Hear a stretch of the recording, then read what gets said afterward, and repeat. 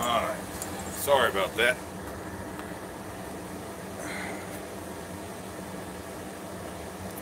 Dustin Dixon, what's going on, buddy? Is it backwards still? It's showing right on my screen.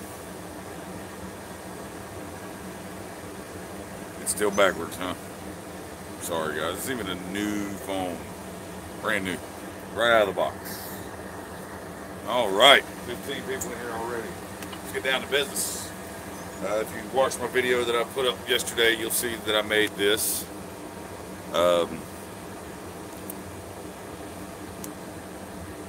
It's for Fuller and the Sword. It's pretty heavy duty. Saw it in a video. Been researching on the Viking swords and stuff. I saw it in a video of one of them they were making in Ulfberg. And I just seen it from a distance. They didn't show a close-up on it or anything, you know. They had the camera off in the background watching him forge it. And I just seen him hardy tool that he was on top of. And it caught my eye, but I couldn't see the whole thing. So I had to throw some imagination in there with it. And that's what I came up with. And what it is a guide. So I can go right down the center of that blade. See? And fuller. And I don't want a deep fuller. I want a shallow fuller. Because I want to be able to grind and clean it up. If I go really deep off the wooden forging, there won't be much material there to clean it up and get it nice and pretty. So I just want it basically like this. Watch the video, you've seen this as well, what I tested it on. And that worked really well. That worked great. Nice straight fuller. Right down the center, and it just made for a nice guide for the contact wheel on the grinder. So I think it worked out pretty good, so I'm confident enough to give it a shot on the sword tonight. Driving, so you won't be texting. Let's go back through and read some of these messages. And there's a lot of you guys already in here. Pastor Josh Smith, how you doing? B&B, Becky, Alan over at Curiosity Forge, how you doing? Corey Shire, hello. Thomas D, you got some mail coming to you, Thomas D. Be on the lookout, brother. Jim Patterson, hello. Joe Hammond, Dan Zappa, Evan LeBlanc, man. All the regulars are in here, guys. What's going on? Miss Penny, D. Thomas, Peter Tricker. Still bass backwards, but nobody gives a crap, huh? That's good. Nothing I can do. It's a bug on YouTube, so we got the forge warming up in the background. Haynes Productions, what's going on? Doing pretty good tonight. How are you? Hello, Alan. Alan Schooner, how you doing, buddy? Rocker Bailey, what's up?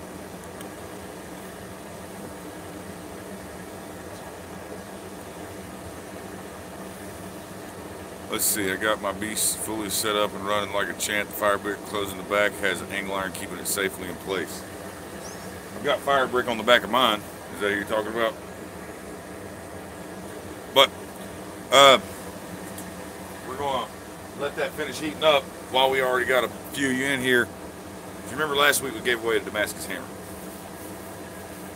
We didn't give it away. He never contacted us.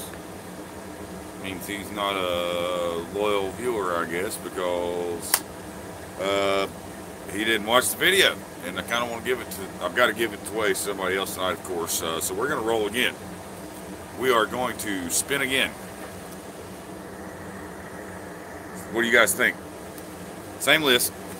Just going to mark him off. We'll catch his number, and we're going to try and give that hammer away again. Because he hasn't contacted us. It's been a week, and I don't want to leave you guys hanging. I want to get it going. So I'm going to go in here and grab my other phone so we can bring up the random number generator.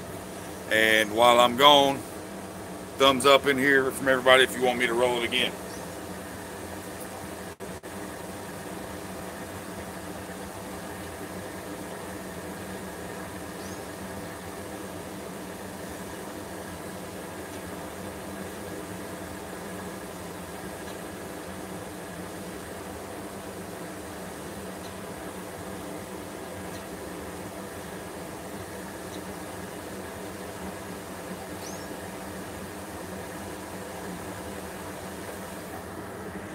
there's a lot of thumbs up.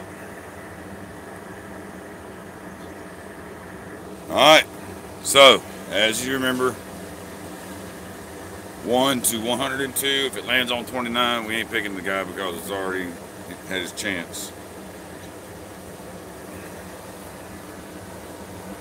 See that? Here we go.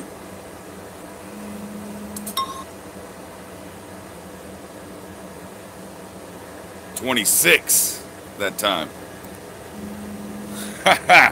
How appropriate is this?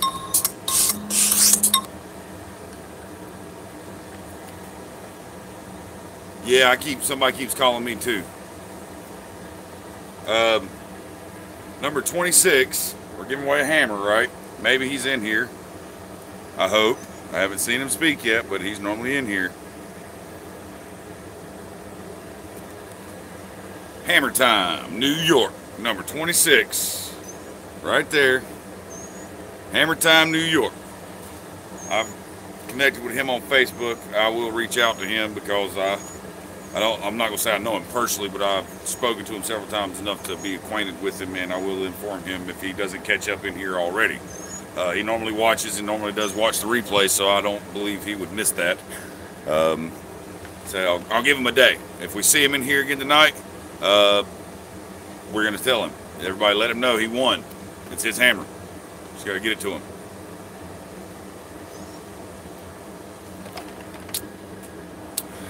Hopefully he'll be in here at some point, but now, on to why everybody's here. We're going to fuller this blade, so let's get this in the fire. We're going to start at the tip and work our way back. We're actually going to start right about here with the fuller.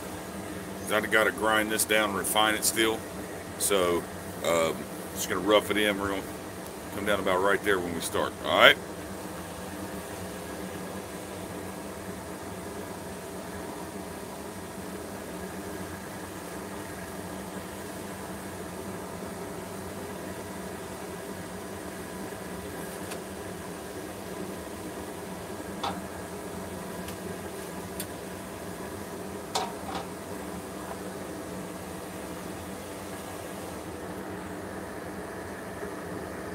Alright. We getting to work, Mr. Wright. We getting to work. Terry Wright, everybody in the chat. Terry Wright, that's the man that made that knife. He's the one.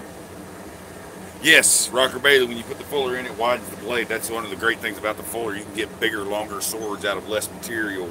So they're lighter, bigger, longer, because it spreads it out, thins it out, pushes all the meat out to the edges for the bevels. So it essentially, I can carry a sword twice the size of yours and it weigh the same if I fuller mine and you don't. Sort of. Close. Don't quote me on the weight, but I know it definitely widens it out and makes it lighter. With the new Hell's Forge, I can do a sword, but I'm going to hold off until I get a little more comfortable. Cavalry saber, I heard that. I do too, Pastor Josh. Hammer Time. MC Hammer with a Bronx accent.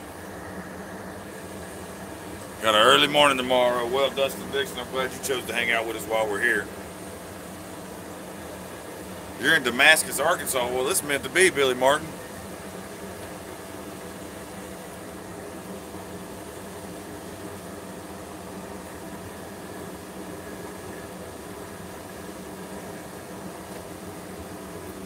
I want to bring the tip up slowly. I don't want it to get too hot too fast. Hammer Time. Hey, man. There you are. Guess what, Hammer Time? Everybody tell him what happened. First time he just said something in chat tonight. Hammer Time, Hammer Time, Hammer Time. They got some stuff to tell you in chat, buddy.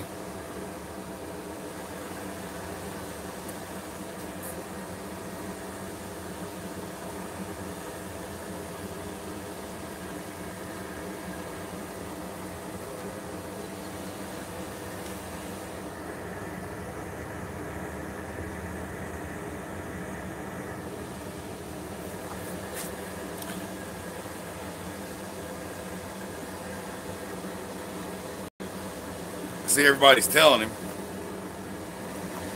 Yeah, hammer time. You remember the Damascus hammer we gave away last week? Well, the guy never contacted me. He gave him 7 days. He hasn't contacted me. We spun it again. And it landed on your name. Hammer time. Send me an email, countylineforge@gmail.com with information for where I can ship this hammer to, okay? If you want it, of course. If you don't want it, we'll spin it again. Alright, got her hot. I'm going to start her right about there. Just light blows. Working my way down the fullering tool. Flip it over.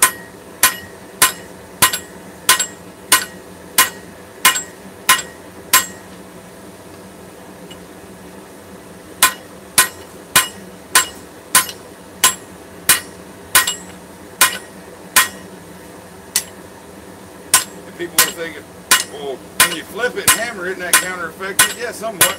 But it's also helping me make it to where it's not such a deep, drastic fuller.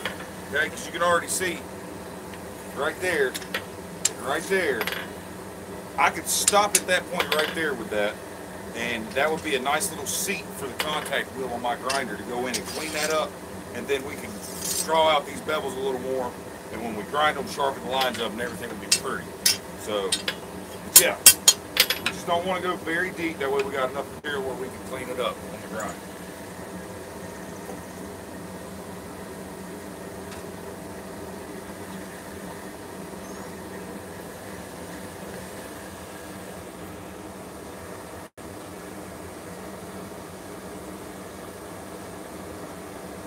He says he's excited, ladies and gentlemen, so I guess he wants it. Congratulations, brother.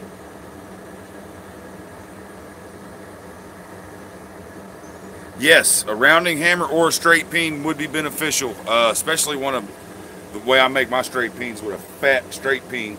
But I'm that kind of guy. I've made all these hammers and sell them, and when I make one for me, I end up giving it away to somebody. Somebody that comes by the forge and does some stuff, helps me out, or, you know, just someone who I feel like needs one. I always end up giving my hammer away. So, you know, I don't even have one of mine. Straight peens. I'll give them away whenever people come help me around here. I don't know, it's a little incentive.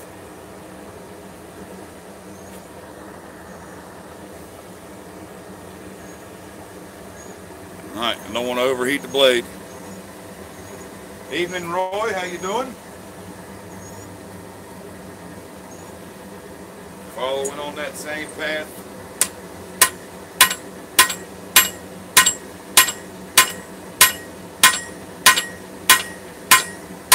This thing's got a stop on it right here, so I'm centered on that blade the whole time. As long as I ride that stop, I'll be right on top of it. The fullers will be perfectly lined up. Okay? As long as I ride that stop.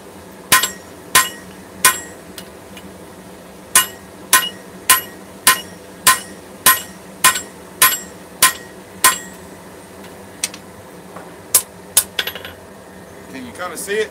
Can you see the fuller at all?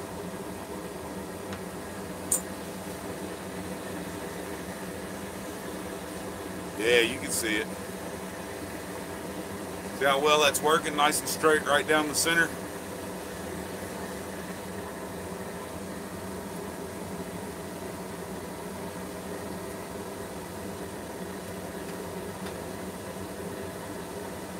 You guys got any questions or anything, let me know.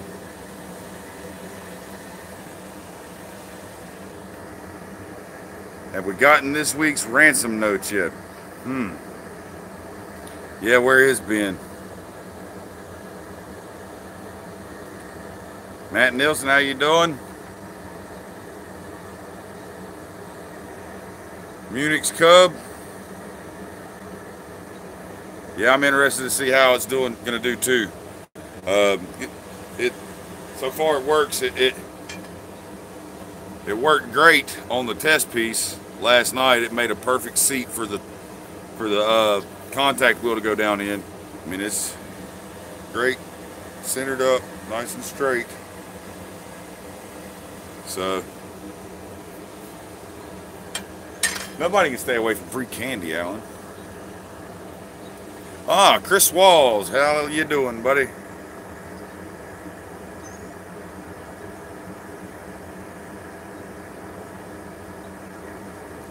I will on the blade here momentarily. Once I bring it out, I'll show the blade, show the fuller on it. It's the first time I've ever made a sword, or even fullered something this big, so I'm a little nervous. I don't want to screw it up, to be perfectly honest with you. Not so. That test piece kind of gave me a lot more confidence in the concept, but until I see it on the sword and it work out and everything's straight and true, you know, I'm still a little iffy. That's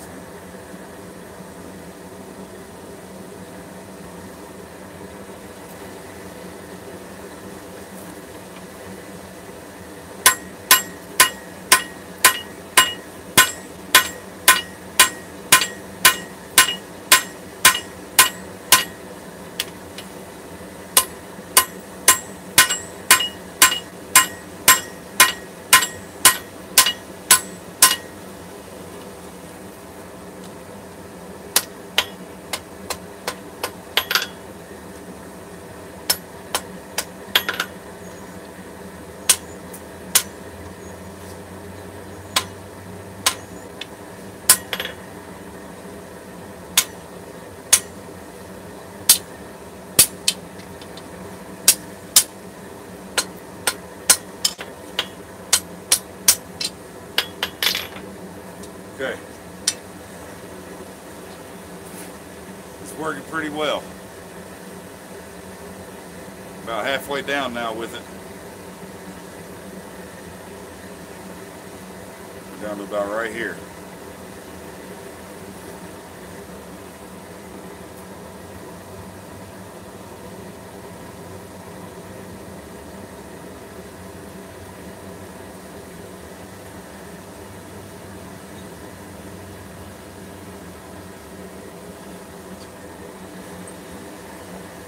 Okay.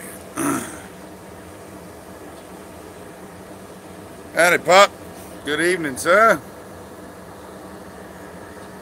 Watching James in the mirror so you could read his shirt. It's Carolina Rebellion. It's one from 2013, 5 years ago.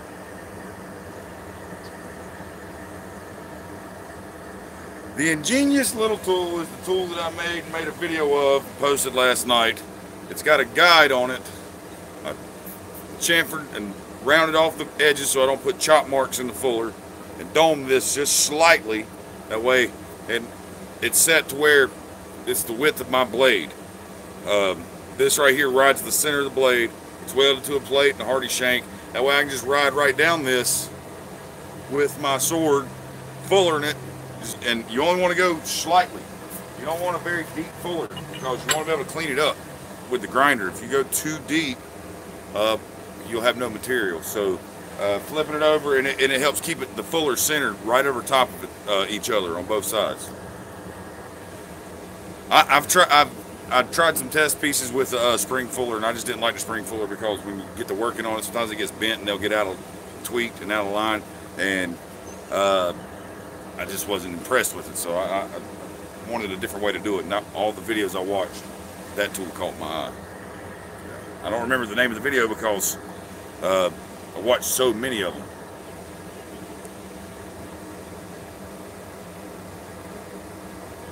How much wider do you think it's going to be? I'm hoping to pick up at least a ½ inch in width. At least a ½ inch. Okay? That's what my plan is, hopefully.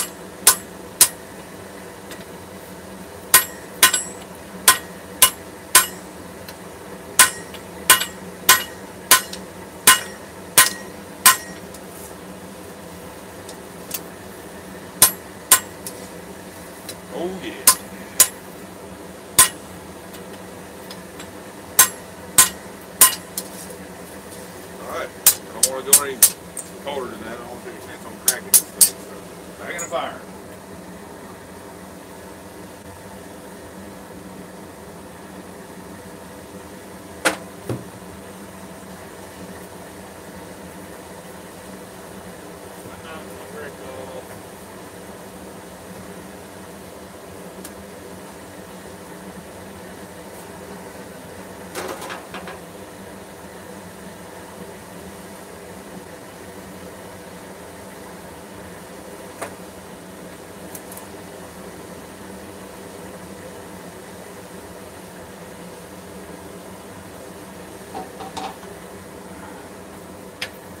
Yeah, I'm over here trying to burn shit down, ain't I?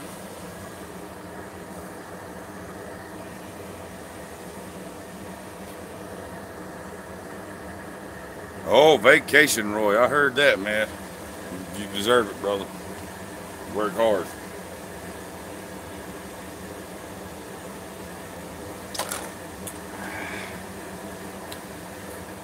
Man, that tea is good. There just isn't enough of it.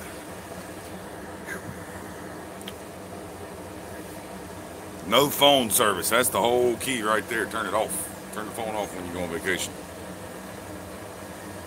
You didn't hear what I was saying. I was laughing. You was laughing too much. What was you laughing at, Penny?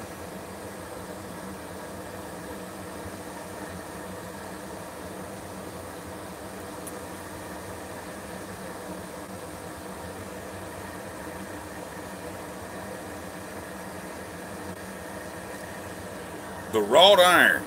I haven't touched it yet because I have plans for it. I really do. I may even use some of it on this sword. You never know.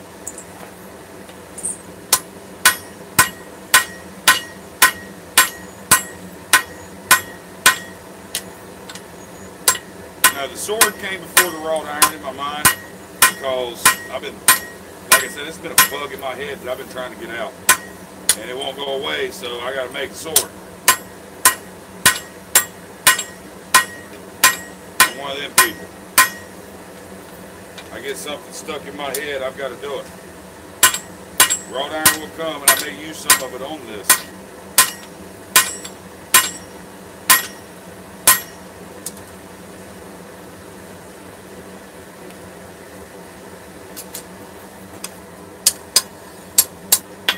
We're already a good bit wider.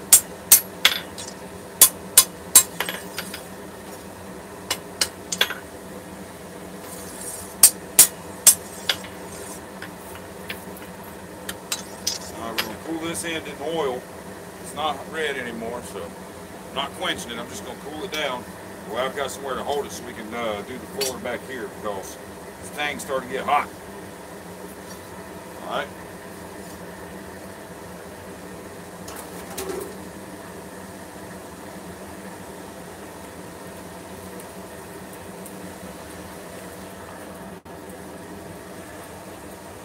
What's my patron site? It is patreon.com/countylineforge. Go check that out there. Different levels on the Patreon. Starts out at $1 a month and it can go as high as you want, I think. I'm not sure. It's update on yet. Liquid propane gas situation. Wrote down today, filled a 100-pound cylinder. Need a thread adapter. Yeah. That's tough. Go through all that and then still can't use it. I bet that's a bummer.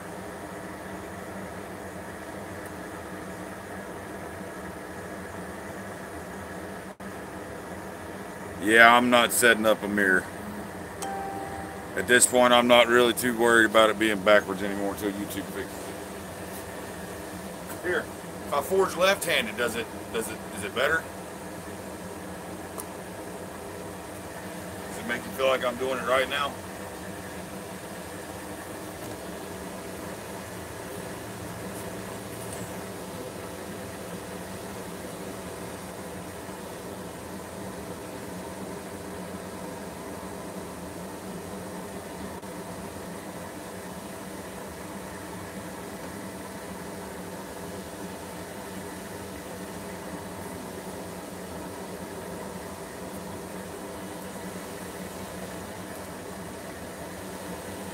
Get a shirt with County Line Forge on it backwards, just so I can forge in it. That's right. That's not a bad idea, have them put a mirror image of County Line Forge on there, and then when YouTube fixes it, I can build them. So this is for you, YouTube. Thanks for messing my videos up. A good excuse to learn ambidextry. Yeah. Nah. I'd hurt myself probably.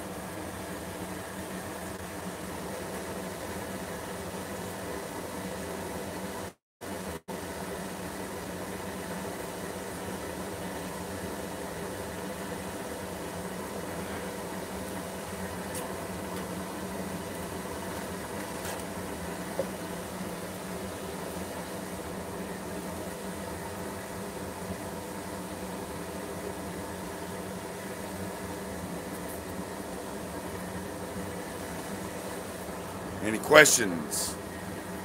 How much does this anvil weigh? This is a 200 pounder. That's a 200 pound anvil right there.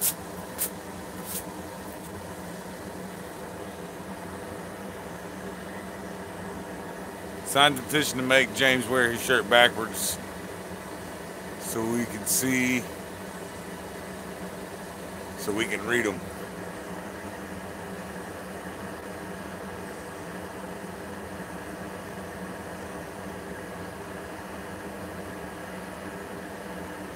Eric Gordon, how you doing? No, Pop, this is a 200 pounder. I sold that 150 pounder. That one back there is 128.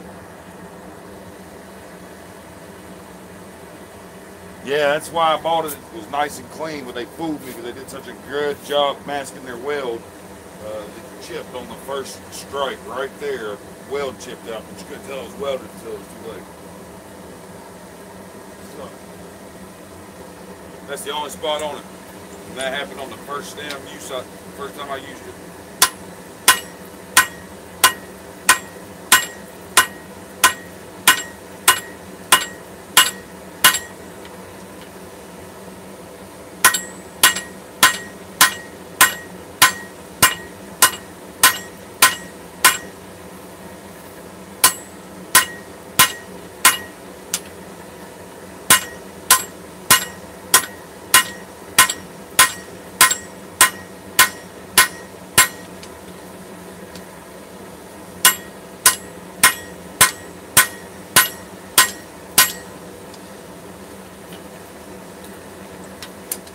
Right.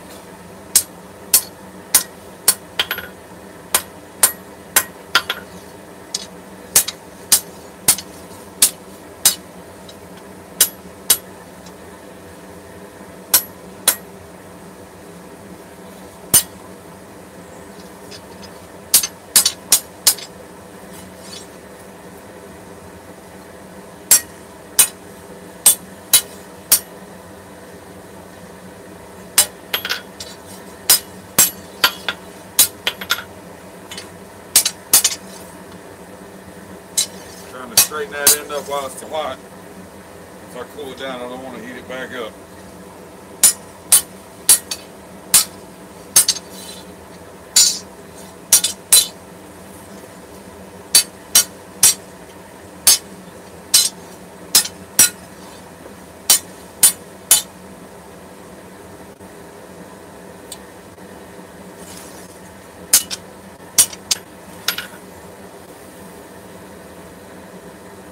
I've got it straight about here. I'm going to let this cool.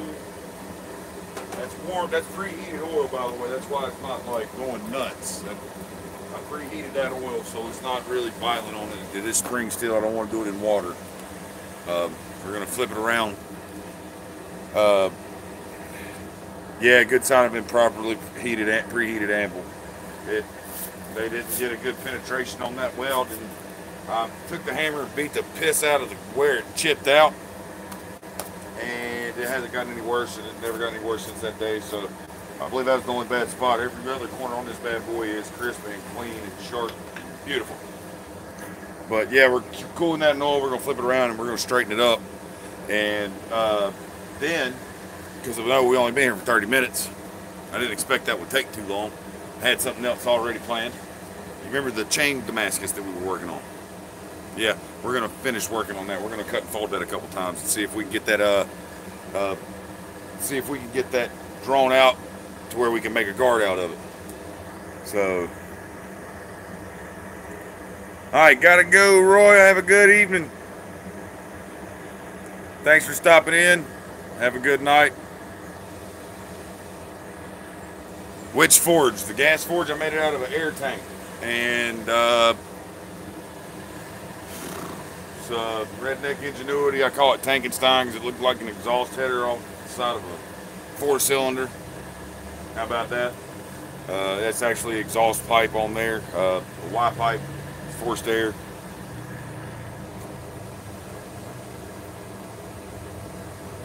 Did I try turning the phone 180 degrees?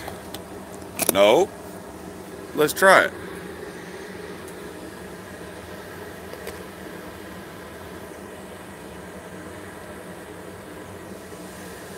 What'd that do? Did that help it at all? No, it's still all jacked up, isn't it?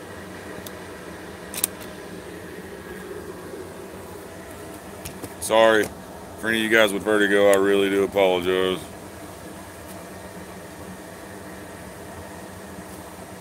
I won't do that again, I promise. Alright. So, this thing worked awesome. It did exactly what I expected it to do. It is solid as a rock. I recommend this for sure for fullering. For sure. You ain't got to worry about two dies lining up properly on a bent spring and adjusting it and all that mess. This right here is the way to go if you can get a hold of it. Definitely use some tool steel here because you're going to be getting hot. This is 4140, but I'd use something like 1045, 4140. I'd even go so far as if you plan on making a lot of them, use S7. That gets tossed over to the side.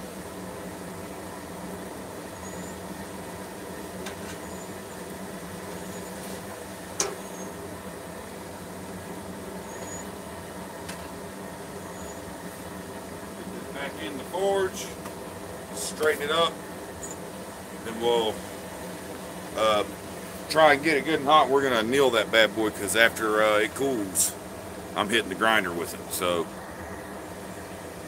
Pops, you out of here. Have a good night, Dad. I love you. Glad you got to stop in. Hope you're feeling better. We'll see you.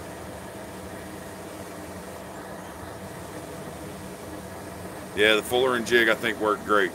Alan Schooner, have a good night, brother.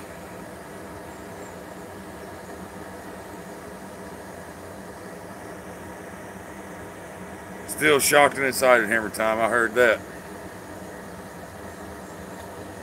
I will get that out to you ASAP, brother. Thank you for, see, that's what I told you guys. He'd be in here. I wouldn't even have to contact him. He would be in here. And I knew he would. Right away, 5 minutes after we spun, he was there. Boom. That guy said, I don't remember his name. And he may be a subscriber. He may be on vacation, but there's 1,100 of you guys. 7 days is long enough.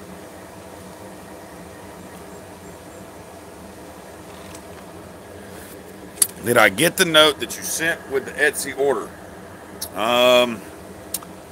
You ordered the hammer eye drift, I'm assuming?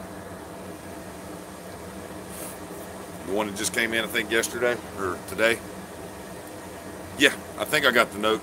Refresh my memory, though, because I get a lot of notes on a lot of orders. That I get notes several a day sometimes, so just a quick jog of the memory because I'm sure I read it because I know I got your order.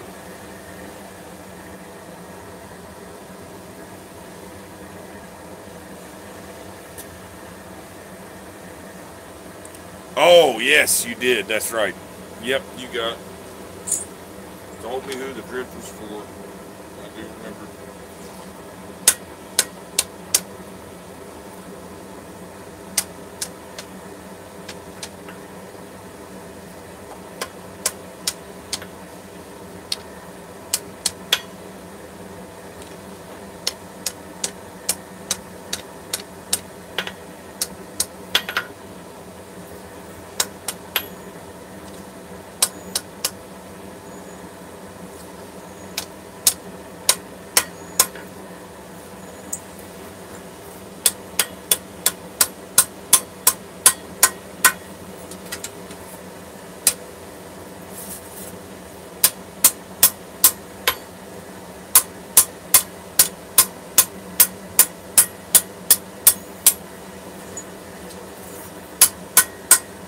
it on its bevel and walk my way down the face of the anvil.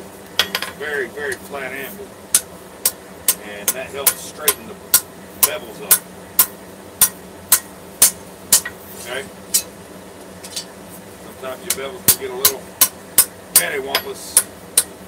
Yes, I said cattywampus. Don't act like you're shocked.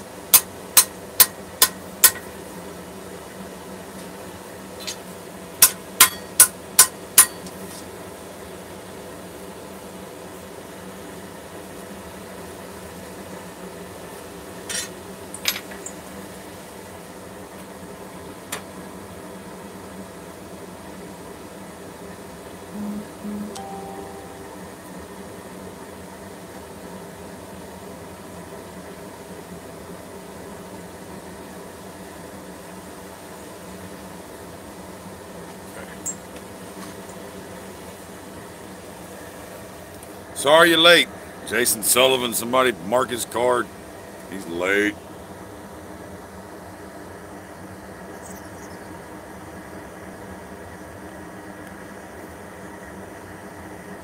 Gotta go, 4:30 a.m. comes in real quick. All right, Ains, have a good night, brother. How do you go? Let me see. I think I missed a question here. I got a new 4-pound crossbeam. Do I need to dress the hammer? Yes, you need to dress the hammer. If you bought it from a big box store, then it does not come pre-dressed. Ooh, it does not come pre-dressed. You need to take it with a file or some sandpaper and break the corners on your faces. If you'll notice, the center of your face is going to have a, the center of my face does not have a flat, hard line where the flat spot is. You look at yours, you're going to have there's going to be a circle in the center with a hard line. You need to get rid of that hard line and the hard corners on your face of your hammer. Round them up like that. You ain't gonna hurt it if you use sandpaper or a sander, or, you know, just keep it cool if you use a sander. If you do it by hand with a file or sandpaper, you won't have any problems. Do the same with the peen. Break your corners.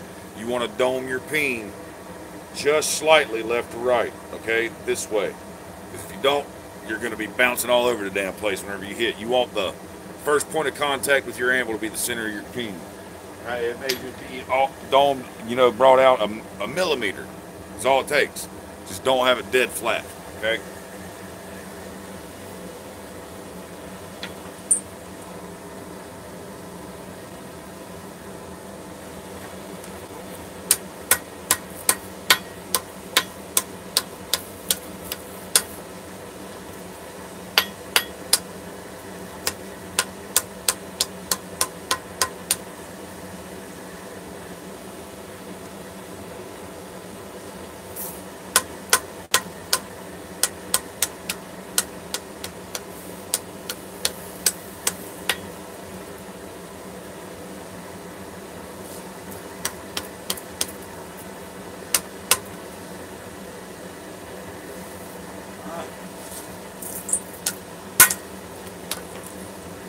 See me jump, gotta be quick.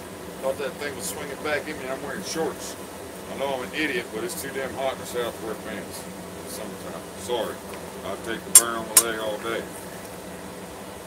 Maybe one day if I ever actually get burnt real good, I'll change my mind on that. But for now, I ain't wearing no damn pants. I'm hot every day.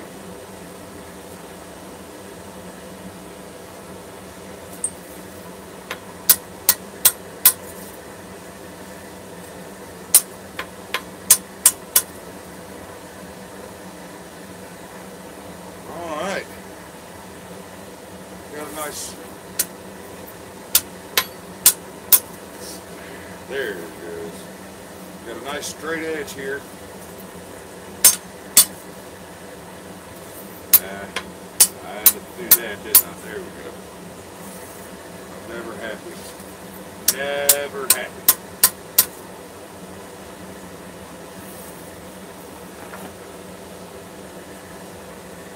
Oh, that's good.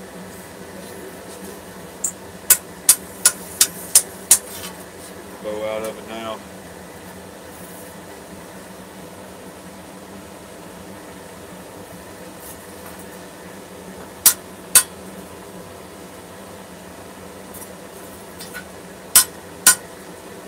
Yes, I know. Thought you said it was good, James. It was. I want it gooder. Yeah, crazy.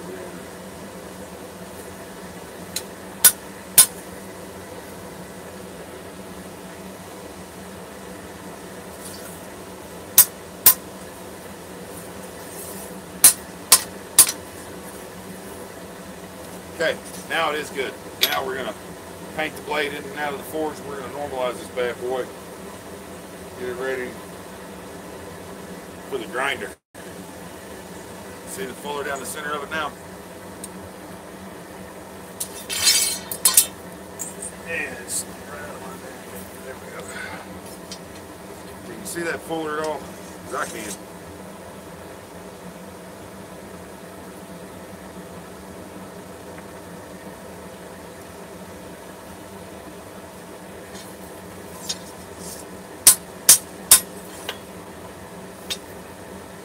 Alright, we'll go paint this in and out, get it good and evenly hot. Yeah, a wood mallet would help straighten them out. That's for sure. Everything okay with me? Peter? This damn metal's hot, man. My glove's getting warm. I'm trying to hold it as loose as possible. It just slips. I'm sorry.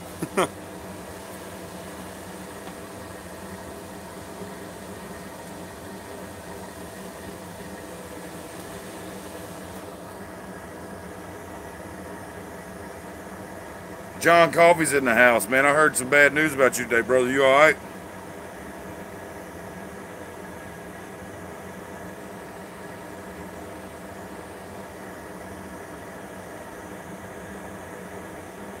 What the hell happened to you, John Coffey? Let me know, brother. I'm worried about you. Tried to have a heart attack this morning. Well, did you have one, or did you succeed, or did you fail? I must know. You just want to go home. That's how we all are, man. Don't be damn stubborn. Stay there and get taken care of, brother. Trust me, it's worth it.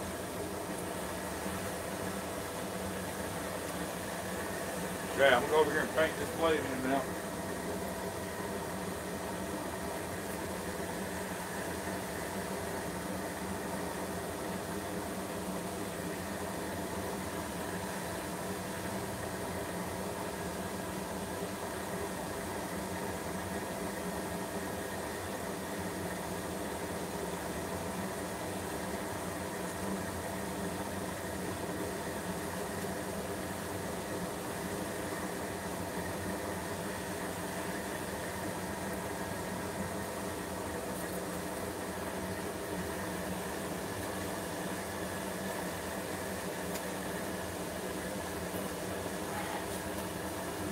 Find my tone. Where's my tone? There they are. Alright, and I've got all my coal, the ash from my coal, heat down here under my forge. That way, when I need to anneal something, I just bury it in that ash there. I hope you got a cute nurse at least, John. Yeah, man, you can't die yet, dude. I still got to come to your house. I got a pig roast, man. You can't die yet.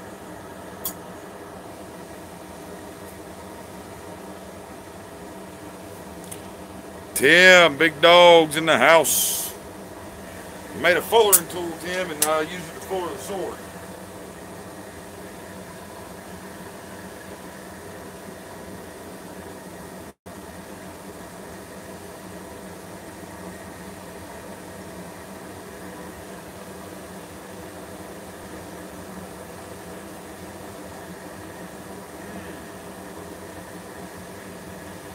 Let's see, this shoe.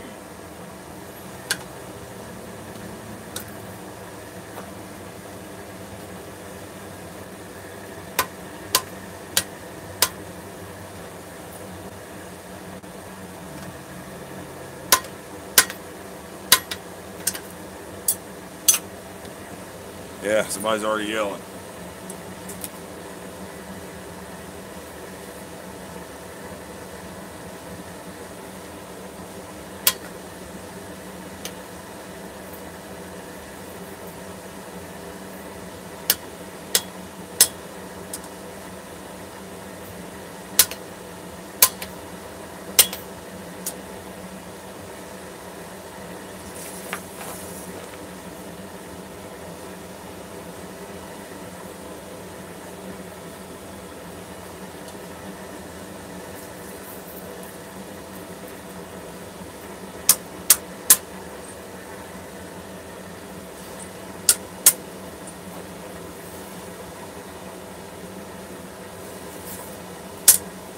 All right, one more time.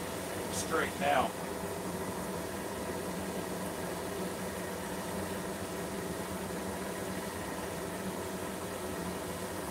It is straight this time, both ways. 44 people watching, 43 likes. That's awesome. I ain't even got to say nothing to you guys. That's great.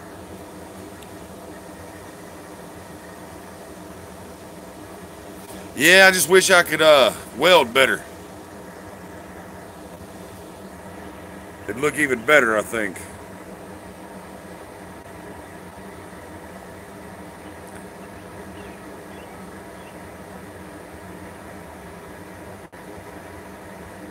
Don't kiss it, it's hot. Yeah, it is hot, ain't it?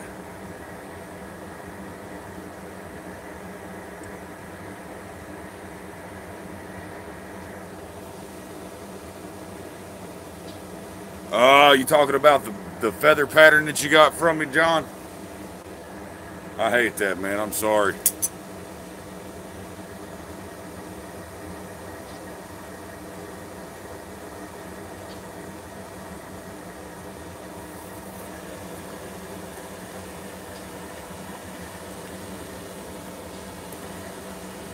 Or are you talking about a bill you got from Tim? I'm confused.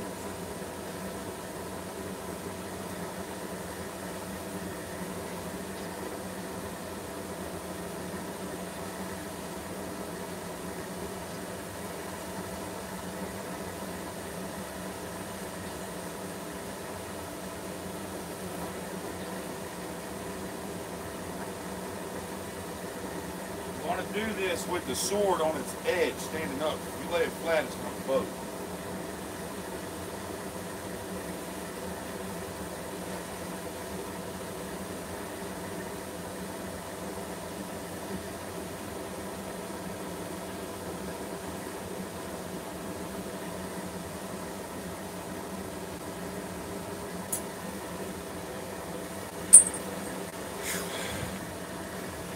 Once I get this thing ready to go into the ash for the anneal, I'm going to start working on that Damascus. I'll grab my apron, throw it on, we'll get the flux. It'll be great. I want to have some fun tonight because we've been cutting it short the last few nights. So you guys want to hang out, we're going to hang out. We're going to make some chains or some motorcycle chain Damascus, or finish it up anyway.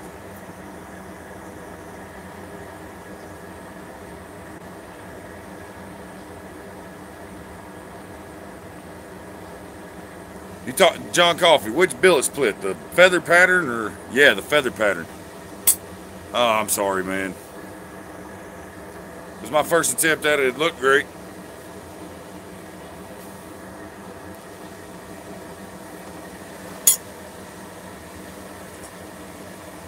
Oh, thank you, Lord. Cheater. Cheater, cheater.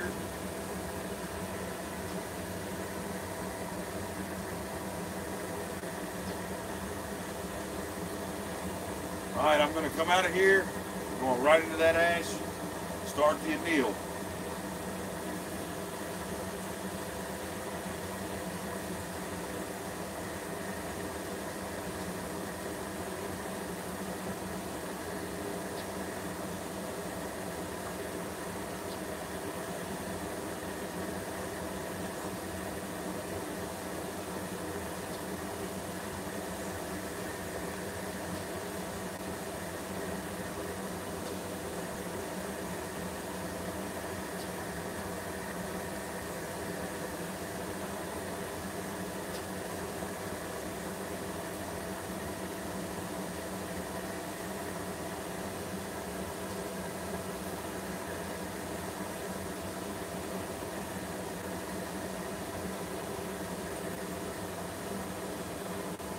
What's known as painting the blade. Too long to all fit my forge at one time, so I've got to go in and out, making sure I get the heat even all the way down it. It's extremely important when you're doing your hardening, quench. It's not as important right now in the anneal, but it's important enough that I'm doing it.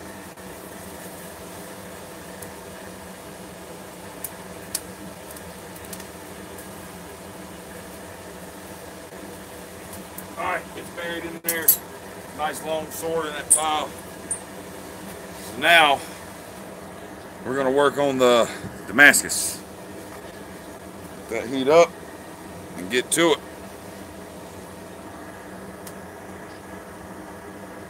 Yeah, that huge train was crazy. I've actually might have my hands on some of that chain as well too, Tim. And I think I'm gonna try it by hand. Might cut it up and make something out of it. But we have roller chain at the track down there, and I think I acquired about a 6-foot piece of it. Should be pretty cool. All right, you guys remember this, don't you? Let's go with it.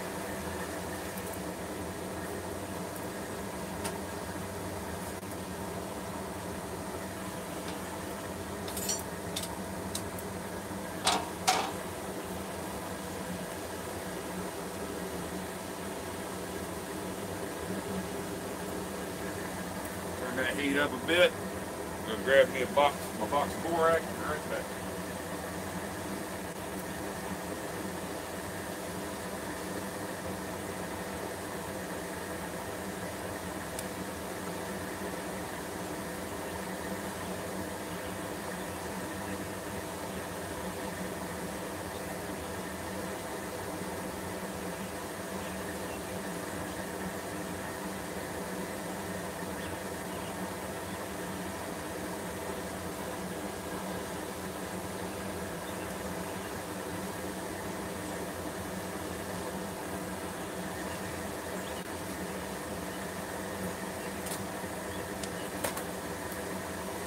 Alright, fresh box of borax going in the can.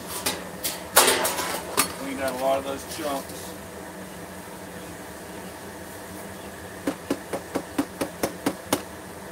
There we go. That should last me a while.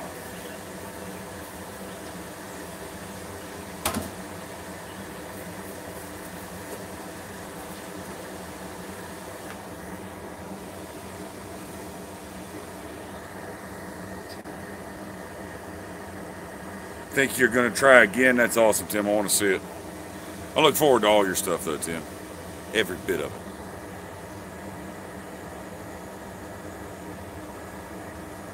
Can you get something there? I don't think there's going to be an offcut on this billet, brother.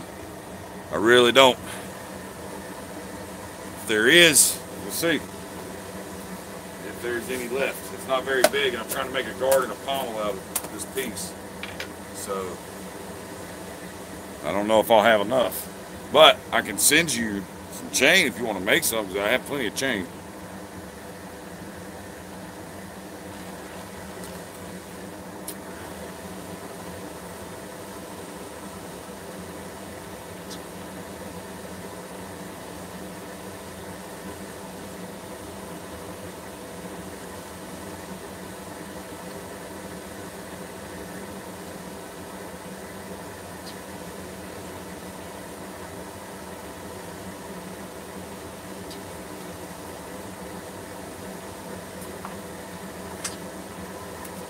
Got my apron. It's always smart to cover up, wear protective clothing when you're forward welding, because shit goes everywhere.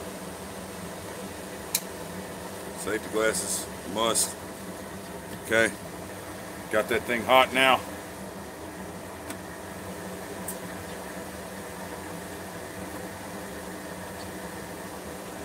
Thinks somebody hit a skunk. Really do. Warmed up a little, we're going to bring it out.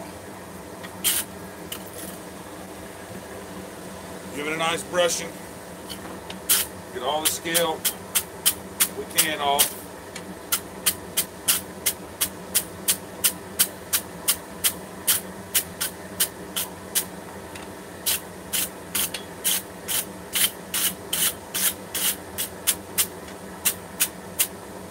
Clean it up good.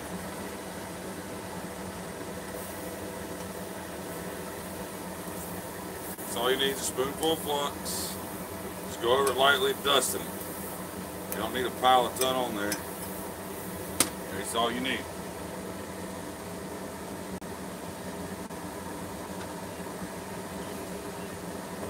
If you remember, I had to cut it short last time.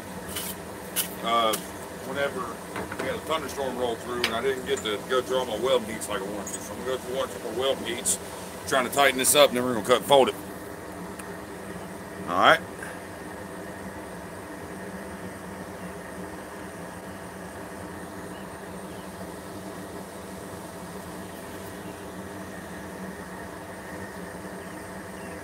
Once you get your adapter, you'll be uploading another forging video. That's awesome, man.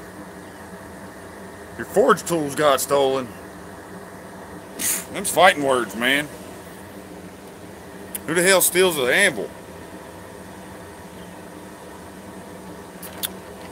Depending on the size of it, you probably don't want to mess with the bastard that stole your anvil, to be honest with you. If he can pick it up and carry it out of my yard, he can probably have it, because I'm going to be shooting at it. So if he gets away, he can have it.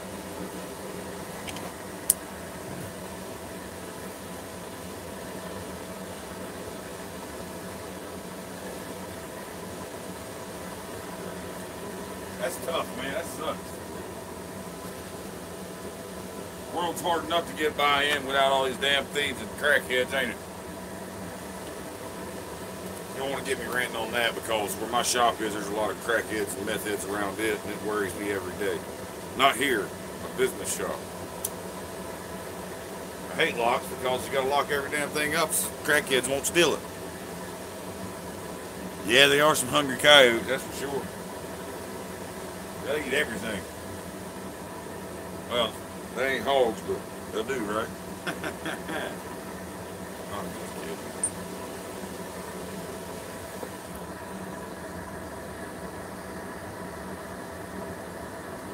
kidding. You had insurance, that's awesome.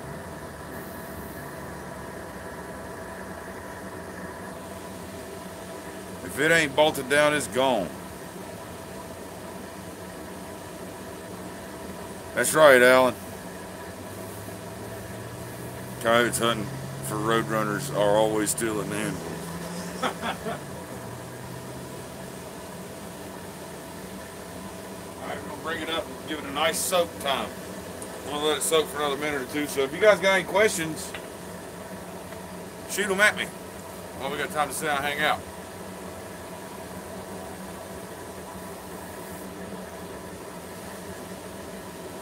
Excavator bucket stolen off a job site yesterday. Not the excavator, just the bucket. And it's the brakes, man. Somebody knocked your pins out and took it. They had to have had a key to the excavator. I'm sure when you park the excavator, we do. We put our bucket down, put the pressure on it. Well, look at you. Got a spider spinning a damn web right here in front of me. Now, awesome. I don't like spiders, guys. I watched them shoot down from the ceiling and run back up. Good evening from West Virginia. Would I like a Damascus ring? Sure. I don't wear a lot of rings because of the work I do, but I wouldn't say no, that's for sure. How long does an F7 drift? It depends on what kind of drift. S7 drift, hammer iron drift, or you making a small drift with drifting holes like in punch work? You making what kind of drift are you wanting to make?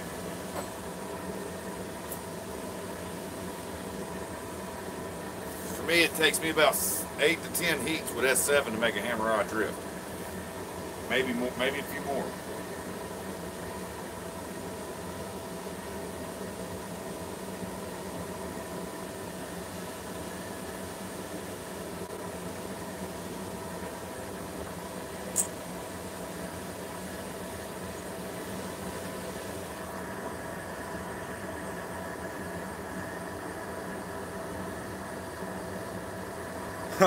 Eric, you're asking a man about Damascus. It's not really that great at Damascus. Just to be perfectly honest with you, I wouldn't call my Damascus custom Damascus. Mine's more like Damascus. I feel my way through it. I'm more of a tool maker. I'm kind of venturing into Damascus. Let me get some more practice under my belt, bud, before I start jumping into something like that, wanting to send stuff like that out. John Coffey got a billet from me only because he was down here and it was laying there, and I wanted to give it to him. Thought it was cool, and I kept half of it. But as far as like sending out Damascus, yeah, let me practice some more, man. Really.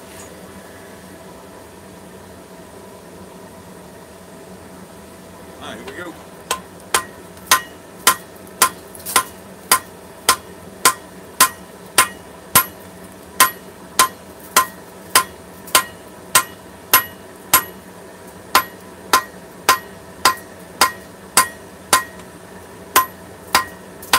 Feels really solid.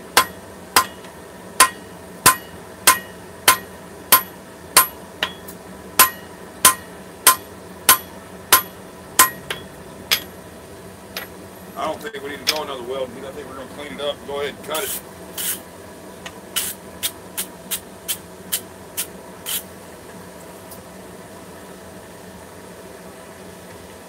Go ahead.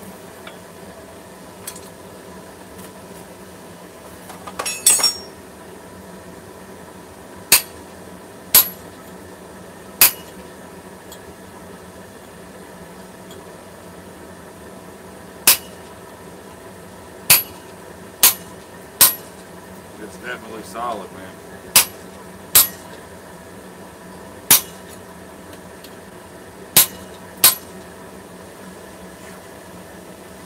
Got it. I'm gonna have to hit it hard. There's some hard steel in here.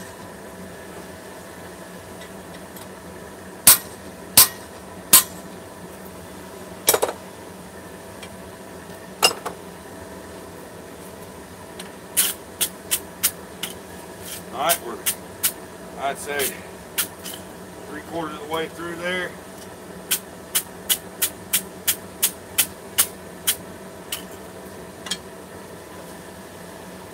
Still got good heat there. Oh yeah.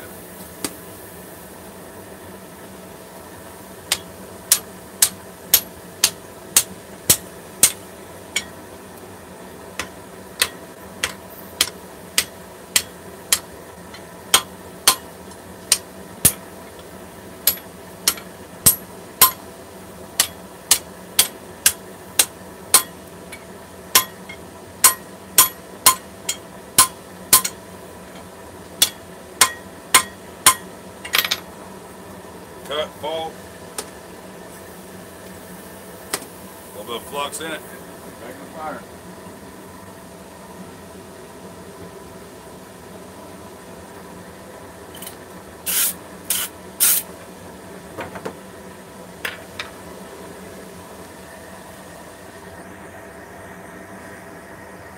Let's see.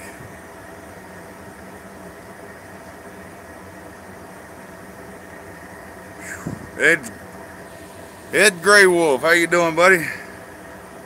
How many heats to get where I'm at? You talking about on the Damascus? That is, I've folded it once already, so that's the second fold. I like to go. We'll call it 4 welding heats, 4 of each fold, so 8 heats plus pre-flux heats. I'd say 10, 12 heats to get where I'm at right now, Jim Patterson.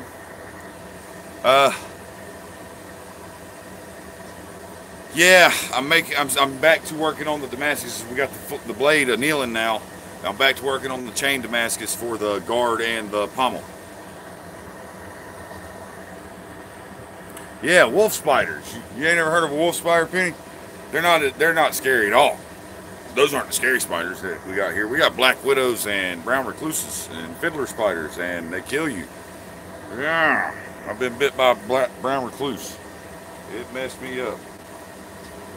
It's in my shoe. Little bitty ass thing. We only got 2 venomous spiders in the United States, and it's a brown recluse and a black widow. They try to say we got some venomous tarantulas, but I don't believe that. We got black bears too over here. I have no clue about my ring size right now. I can get it checked because actually, you notice I don't have my wet band on today because I've lost so much weight. I've lost 100 pounds, over 100 pounds in the last year and 4 months, I think. My wedding band is so damn big now it falls off, so I've got to go get a new one. When I go get size for my new wedding band, maybe I won't buy a wedding band. Maybe a Damascus one. Maybe, who knows?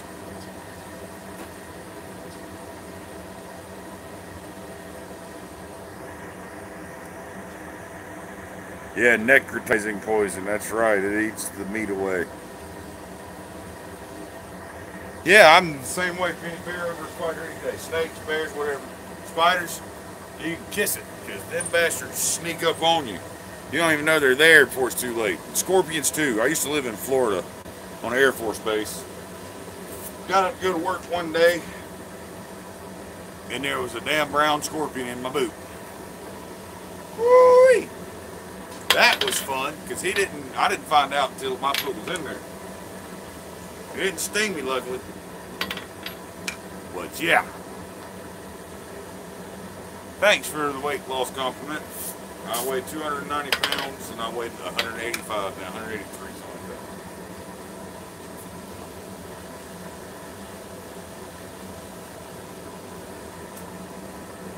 that. Lost a lot of weight.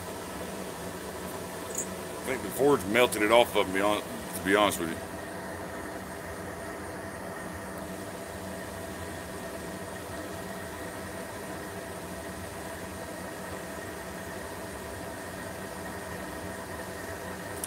That's right, bears are no biggie. My dad's been bit by a black widow. Were I a pilot? No, I was not a pilot. Absolutely not. I wasn't even in the military. My practice run at marriage was in the military.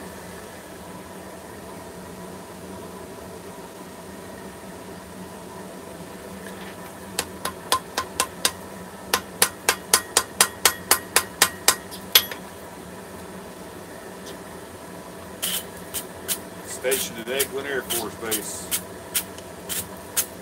I tried to join the military, but I got turned down on medical while I was after I went through MEPS. Born with a hiatal hernia, and I didn't know about it. And I passed everything with MEPS and everything, and then when they pulled my medical records after I went through all the swearing in and the physicals, the blood test, the urine test, you know, all that good stuff, I found out I couldn't go because unless I paid for operation, because I wasn't technically in the military until I went to boot camp. And if I had waited, they had not found out I was in boot camp, they'd pay for operation. But since they pulled my records after MEPS, found out that I couldn't go. Long story short, sucks. I spent a year in the late entry program here in high school. Spent my senior year of high school ready to go in the Marine Corps. Find out that I couldn't. Kind of heartbreaking, to be honest.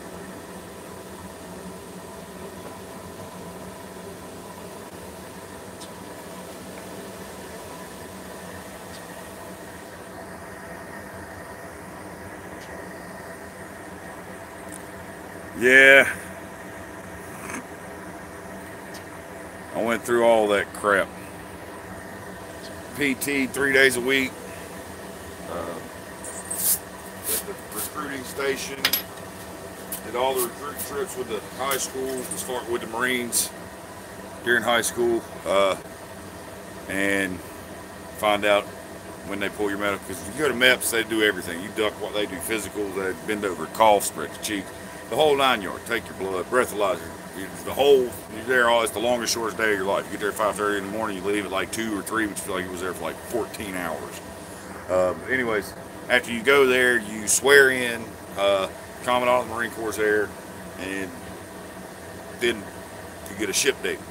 Well, part of your physical and all that crap, they pull your medical history, and you're supposed to disclose all that information. Well, I didn't know I had it, so I couldn't disclose it. So it made it all the way through MEPS where they found out when they pulled my medical records that I had that. So I didn't know. I was born with it. My parents never told me about it until the doctor said it'll never affect me, but the Marine Corps disagreed.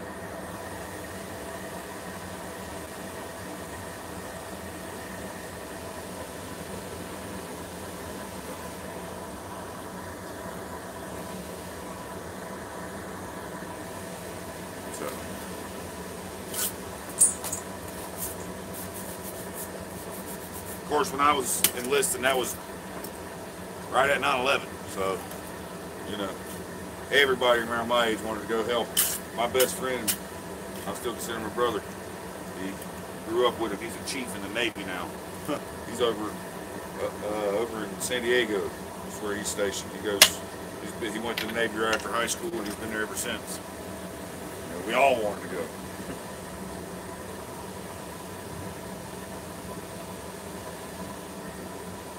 Let that get a good soak, because I want to get a good weld this time.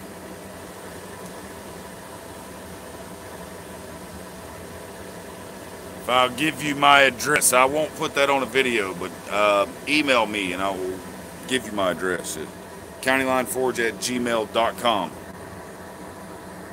2:10 a.m. Penny Brown, get some sleep. Oh, your nan's funeral. I hate to hear that, hon. I'm sorry about that.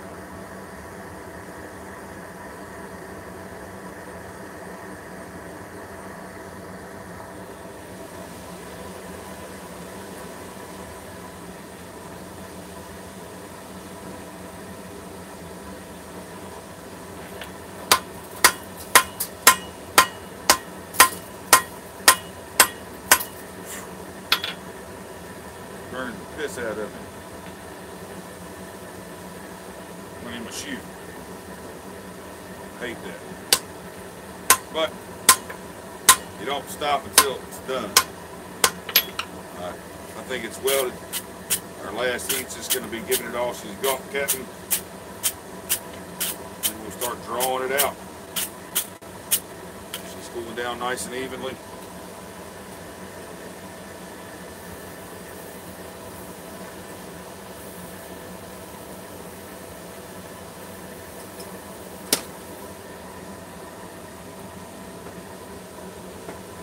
Didn't all you guys say you wanted to see Ting dance? Just watch me forge weld. It'll happen. 'Cause I'm an idiot. I don't wear pants. I hate pants. Unless it's cold outside, then I love pants. But it's not cold outside. It's a long way from cold. Yeah. Watch me forge weld in shorts. I'll dance. Every time that slag hits my legs. Granddad, Rob's here, man. I was about to miss you, buddy. I'm glad to see you. Yeah, man.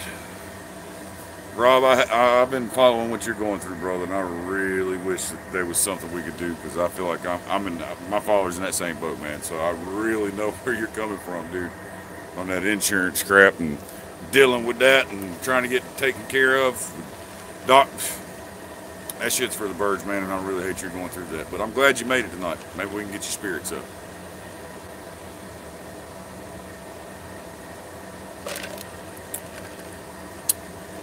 Oh, there's a white hot metal dance and then a jig or two that I danced a jig. People here saw it. Tim saw it. You can't say I didn't. If you missed the jig, you missed out.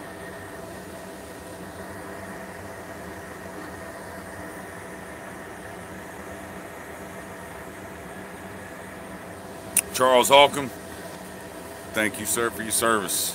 Yeah, I wanted my Eagle Globe and Anchor, baby. I really did. I put a lot of pride in that. I had a lot of pride in what I was doing. Really went through. Hell, I was a PFC before I even was going to boot camp, because I got people to enlist with me. And they're the late entry program. If you had somebody to enlist with you, you automatically got promoted to a private first class. You was a E2. When you set foot on Parris Island, you was automatically platoon leader. You know, you went in with a pay grade of an E2 just for getting people to enlist with you. I went through all that. I got a couple of my friends in the hell. One of my friends, Gary, he's still in the Marines. You know, he's still in the Marine. Once a Marine, always a Marine, but he's still active duty. So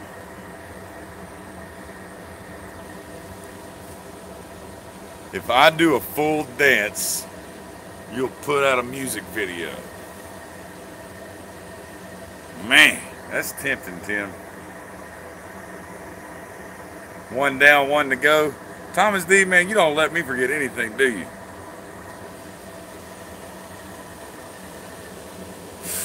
God.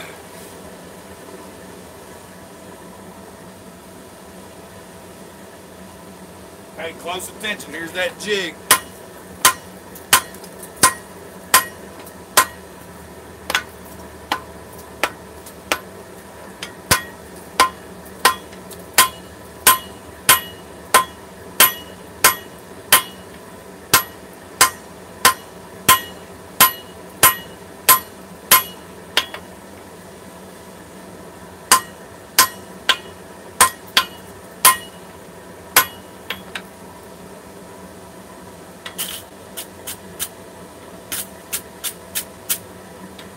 Y'all want to see what it looks like with the lights out? When I do that, see how the sparks fly everywhere?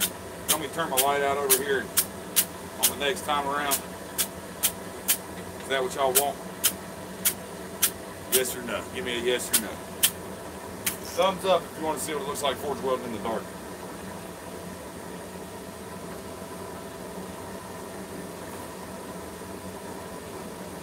Help if I flux on that.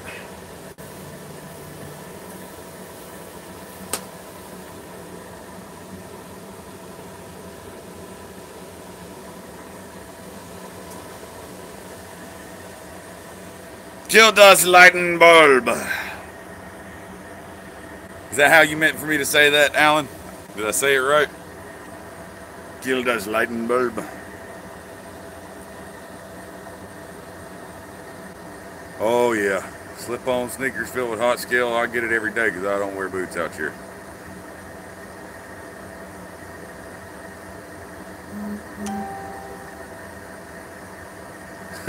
Jason Sullivan, hell yes we do. Tim will sing. Oh man.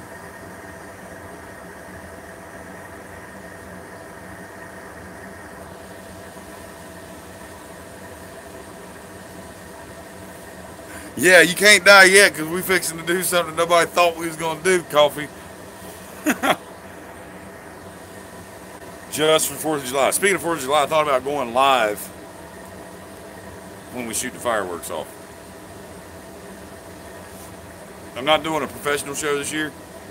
Just having a party at my parents' house. But we are going to shoot off some mortars and boom, boom, boom, boom, boom, big fancy stuff. But we didn't go buy the big ones that we do professional size, 3 and 5 and 6 inch mortar shells. We didn't get those.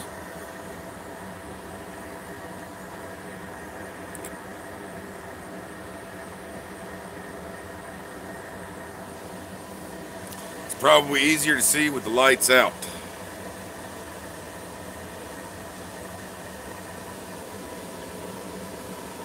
Well, we getting ready to let you see it.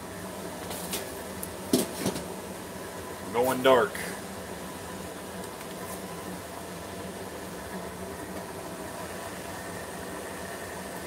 Working by forge light. It's kind of an ominous feeling. It's eerie. Everything's red out here. Everything's red. But I'm gonna angle you down. Yep, you're on the angle now. Bear with me, guys. Gal, gals in the bed already.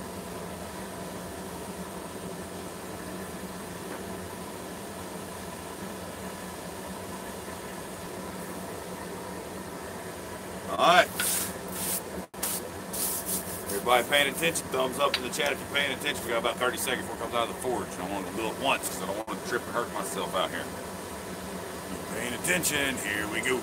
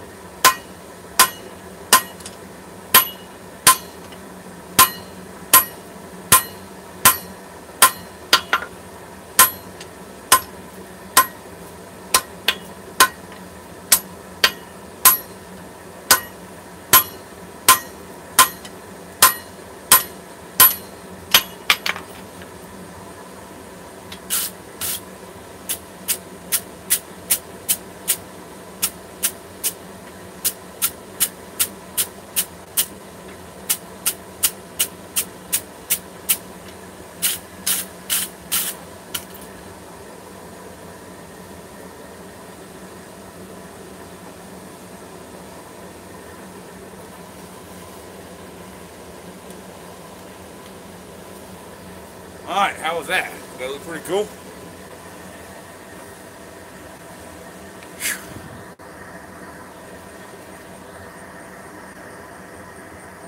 I have my channel intro video. That's not a bad idea. I don't think I can save that though. I'm live. I don't think I can rip that out of my live video.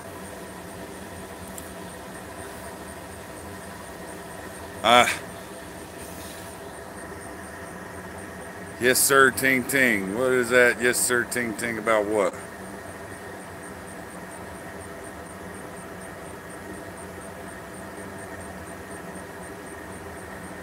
I don't remove rust from anything before it goes in the fire. You know why? I'm going to explain to you. Pay close attention to what I am about to say to you. Forge.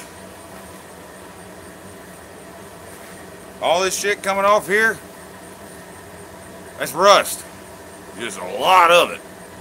I mean a lot of it, okay? Rust happens when oxygen hits steel and it causes it to oxidize. That's what makes rust. Gets hotter, oxygen hitting the steel, moisture rapidly accelerates this, causes it to oxidize and rust. You put it in that forge, you get it super hot and you're blasting oxygen onto it with that fire, you're rusting the steel at an extremely high rate. So just put it in the forge and pull it out and brush it off, and there goes your rust. That scale, when it's scaling up, that's rust. Just it's a high rate of scale, or high rate of rusting. It rusts really fast. You don't ever have to clean any kind of metal before you put it in your forge, unless you're stripping. You got to take like take off galvanization or some kind of coating. But if it's just rusty metal, pop that bad boy in the fire, man.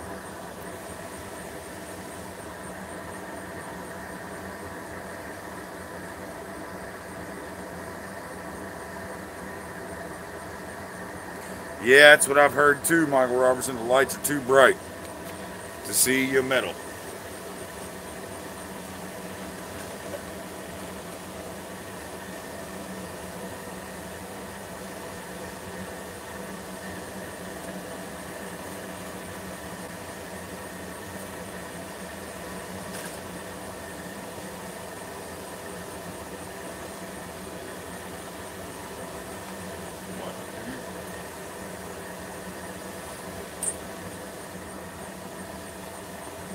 Alright, we're going to try and draw this out over the horn a little bit. Ed Christini, how you doing?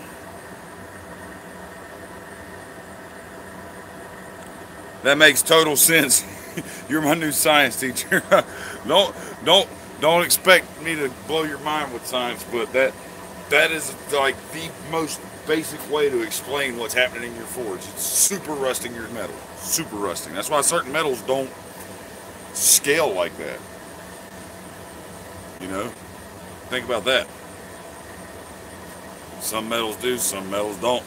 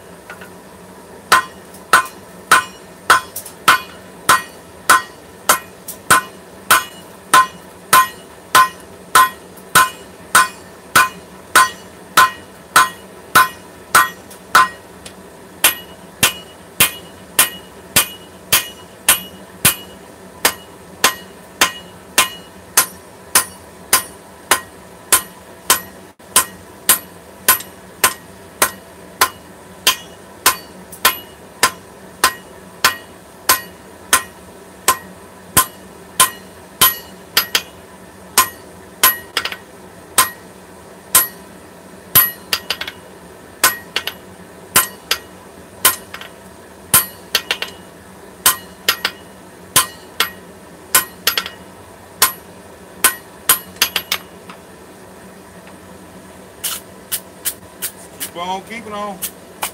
Like to draw it out another inch or two. See what we got. Maybe narrow it up some for the guard, because I don't want that a super fat guard. I want to be able to cut a little bit off the end, forge it out, and make the pommel in a pommel nut. Maybe might make a pommel nut. I might bean it on. I haven't decided yet. It is my first sort. I don't want to get too extravagant and really screw it up. So I may practice a little bit doing pommels on just scrap metal until I get it right.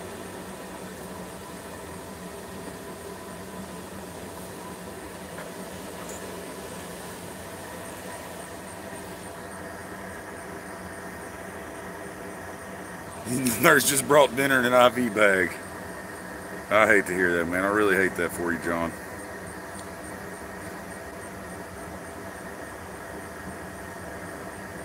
Yep, I got a magnet on the other side of my anvil right here, right there, that I always test my steel with. Just run it across that.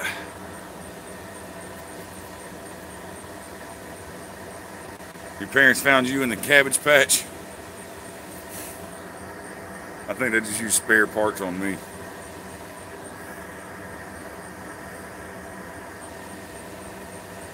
Nut and peen, huh?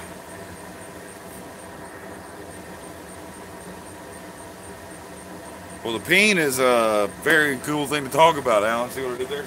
The peen is very cool to talk about. Frankensmith. Who's Frankensmith? You talking about Frankenforge back there? Tankenstein? Oh, I'm Frankensmith. Spare parts. I get it. Ah, yeah. See?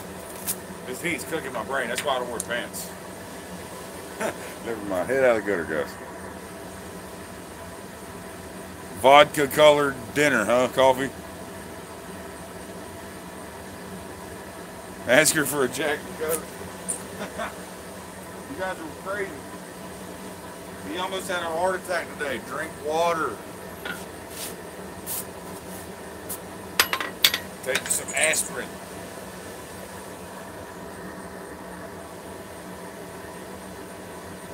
Tell her next time the show goes on, you'll be bringing a hammer to bed. Good night, Hammer Time. I will get that hammer out the door to you, brother. And thank you for your support, man.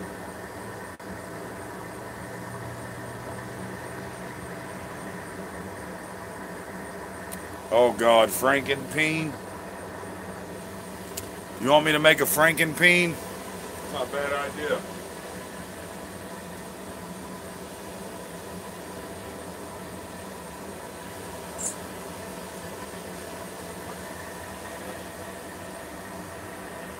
You're going to sleep or something, huh?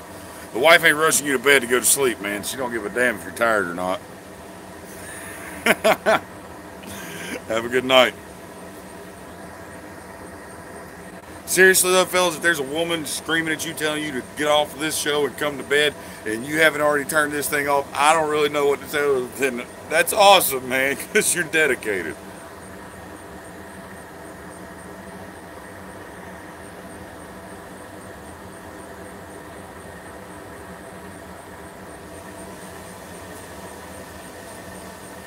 Yeah, scrap axles is one thing. I was thinking about cutting up a scrap axle and some springs and forge weld and all that conglomeration together, like take a Pinto.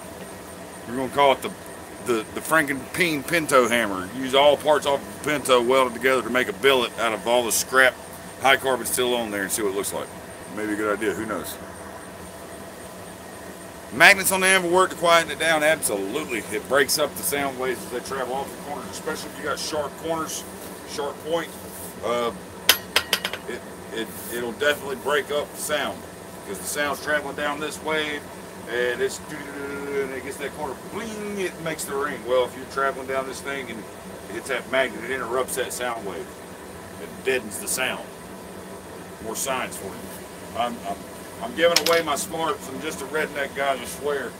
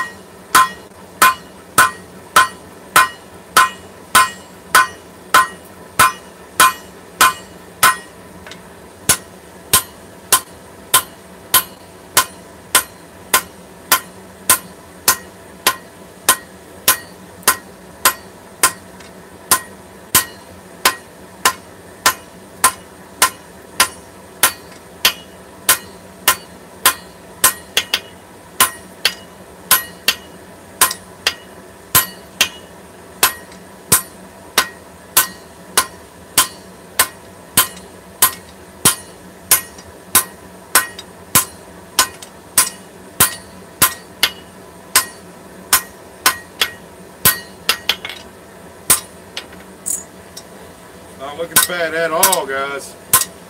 It's way more solid of a build than I ever expected to get out of chain. I must say, I'm impressed with myself. Can't believe I actually got all that air out of there, all them gaps filled in. It's looking really cool. You can see the link still.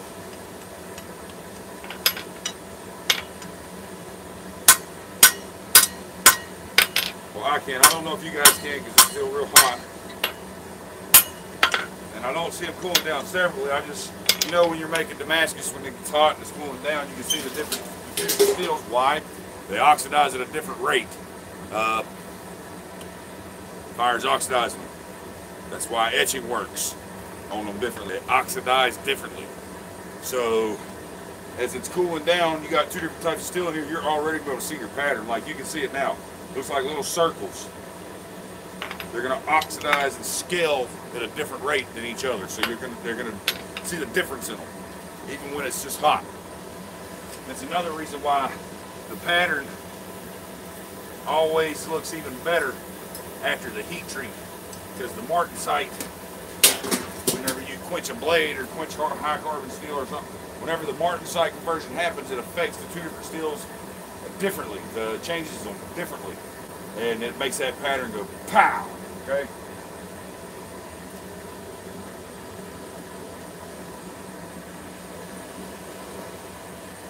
If I'm getting boring, guys, let me know.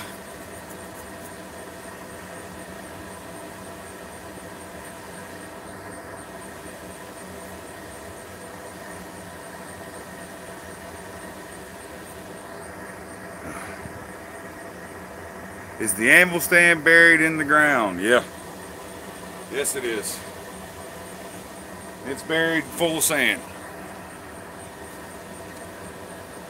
Drilled a hole underneath there. This is 1 inch thick solid plate top. 1 inch thick, or ½ inch thick, excuse me. I think a ½ inch thick.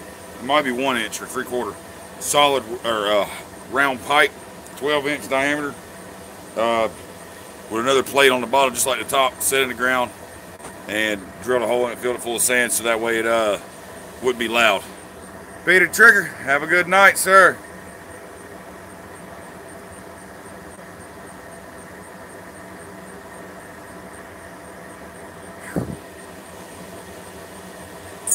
Woo. Time we got 9:30-ish. 9:35.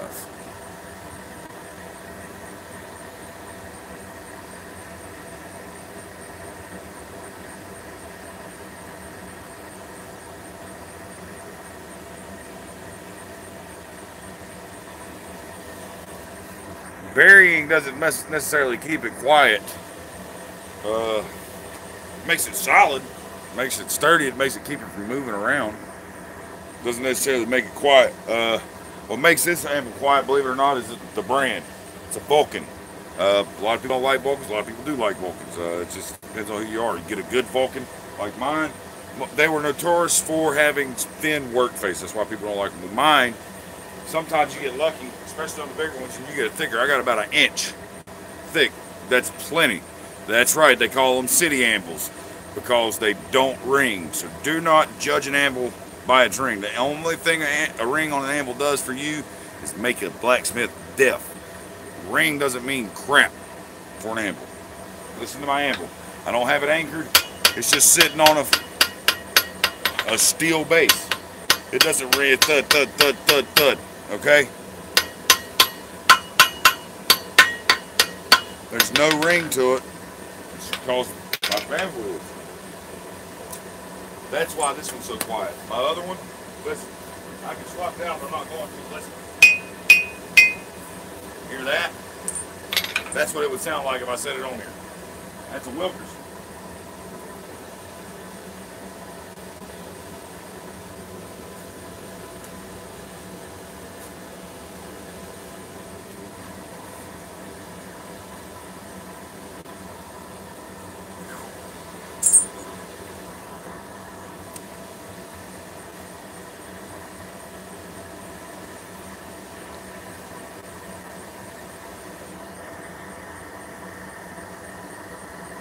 Well, that's not a bad idea to semi-drums clamped together, full of gravel, wood block on top, bolted down. That's awesome. Whatever works. It's not stupid if it works. It's not temporary if it works.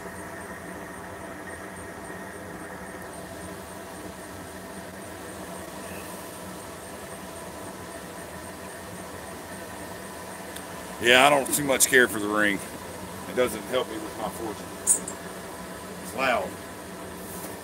It's okay at first. It's like, oh, not. It's like kind of like if you're gonna do a demo somewhere, use an anvil that rings. That's about the only time I can think that having an anvil that rings is beneficial for a blacksmith. The reason I say it's beneficial then because it draws the crowd in. And now, generally, when you're doing a demo, you're selling things as fast as you're making it. As soon as you make it, you're sold. It's sold. Okay, as long as you keep them interested in what you're doing. Make quick things, but you want the anvil to ring because that's what gets their attention from a distance. Makes them look at you, makes them come your direction. But other than that, I don't see a use for the ring.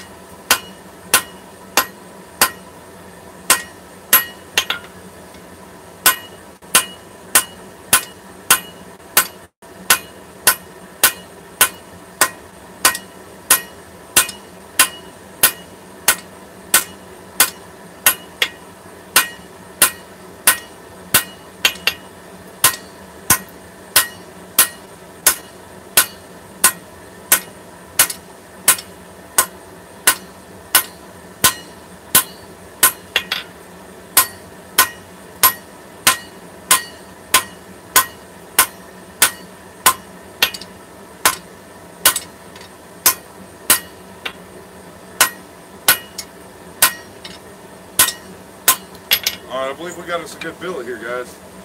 I believe we got us a real good billet here.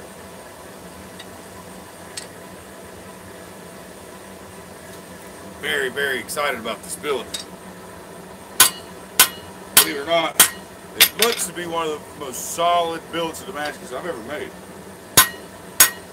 Or at least one I've had the most confidence in when getting close to finished. Like I said, I'm not a professional Damascus maker.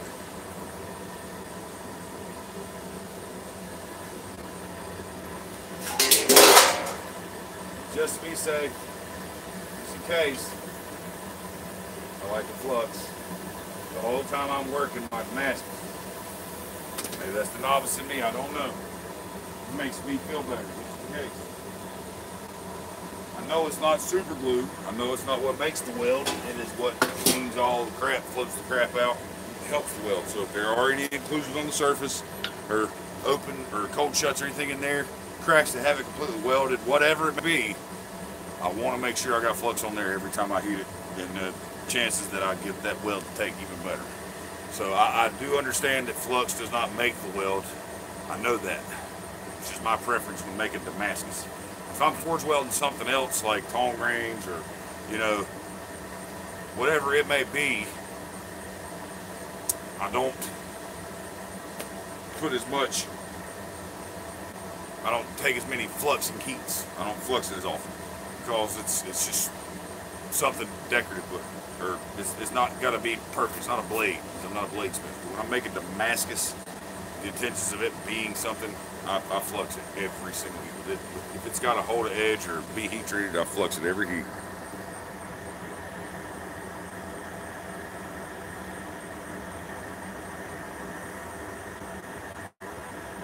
Make a knife and use the wrought iron for the guard.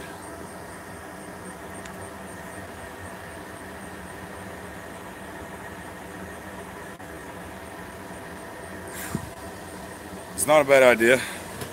because I'm not a big knife fan, just so you know. You haven't heard me say it enough. I'm not a big giant fan of making them. I'm gonna have to rehandle this hammer soon. Maybe an excuse to finally make me one of my own hammers to keep that nobody else can get. I make so many hammers, I never get to keep any. Them's the breaks. I mean, really, it's like the man that mows grass for a living. He doesn't want to. He does it for everybody else. When he gets done, it's tough for him to do it for himself. I love forging. I enjoy working and doing stuff for other folks, but I do that so much, so many orders coming in that I really don't have time to my other job, family. I don't have time to make the stuff for myself. I need to force myself to take that time one day.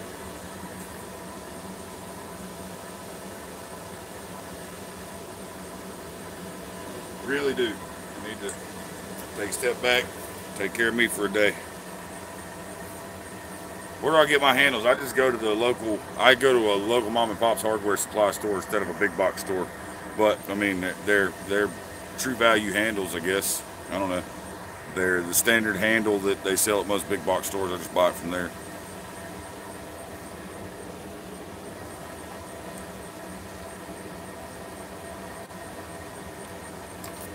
Yeah, it is funny that I make hammers and I forge with a manufactured hammer, but it's not just any manufactured hammer. A man near me named Harold, he's the guy that I went to the first time I ever bought any tools. He had anything I wanted, you know, and I wanted a good hammer. This was his hammer, his personal hammer. He loved this hammer. He sold me this hammer for 20 bucks. And I've had it since the first day I ever swung a hammer at an anvil. I've never had to put a handle on it. I've only had to dress the face once. It's the most comfortable hammer handle because it's just worn in. It's perfect. Tim, you out of here, buddy? Well, have a good night. It's always a pleasure for Tim from Big Dog Forge to stop in.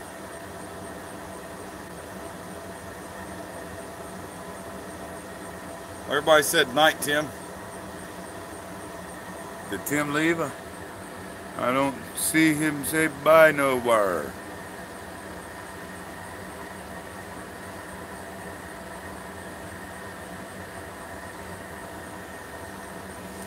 Okay, well, maybe I missed the comment, but I don't see where Tim said he was leaving, guys.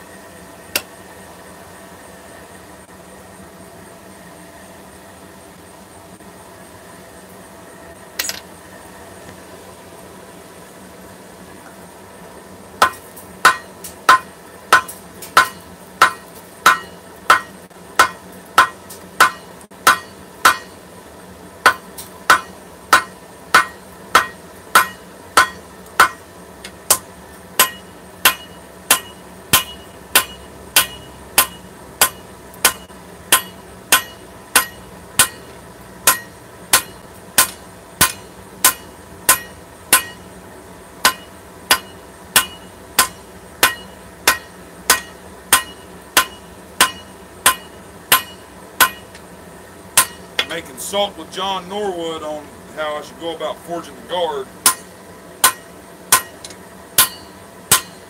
He knows a lot more about Viking swords than I do.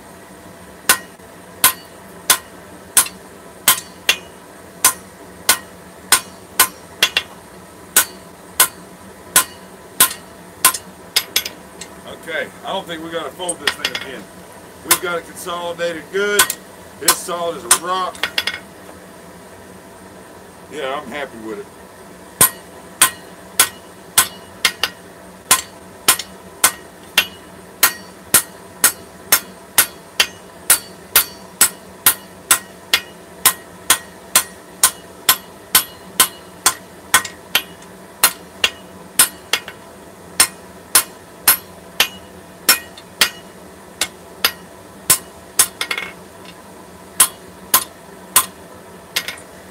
Right. Cut the forge off. We have it done.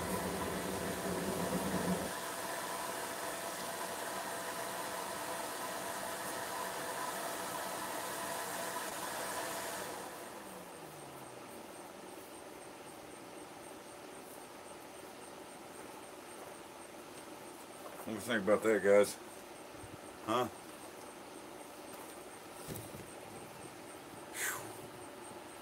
It's hot and I'm tired.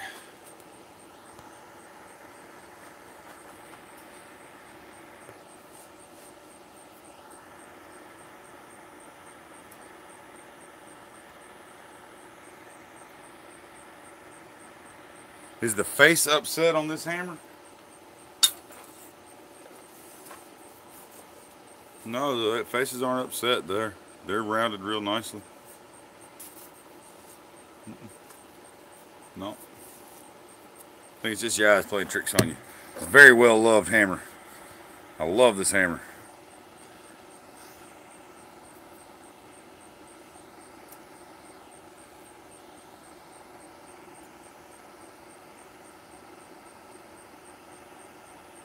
Let's see. All right.